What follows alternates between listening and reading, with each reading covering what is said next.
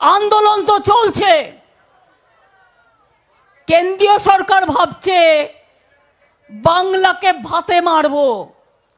আমি আমার প্রথম পদক্ষেপ আজ বলে যাই, 21 লক্ষ মজদুরকে যাদের টাকা কেন্দ্রীয় সরকার দেয়নি, আগামী 21শে ফেব্রুয়ারি তাদের টাকা তাদের ব্যাংক অ্যাকাউন্টে চলে যাবে, রাজ্য সরকার দেবে। কেন অপেক্ষা করা হলো? কারণ এই টাকাটা দেওয়ার কথা তো কেন্দ্রীয় সরকারের। এই টাকাটা পশ্চিমবঙ্গ সরকারের তো দেওয়ারই কথা নয়। এইটা কেন্দ্রের পুরো এখতিয়ারটা কেন্দ্রের, দেওয়ার কথা কেন্দ্রের, দায় দায়িত্ব কেন্দ্রের। তারা রাজনৈতিক কারণে দিচ্ছে না, সেই কারণে বারবার চাওয়া হয়েছে, দাবি জানানো হয়েছে, আন্দোলন করা হয়েছে, প্রতিনিধি দল পাঠানো হয়েছে, চিঠি দেওয়া হয়েছে।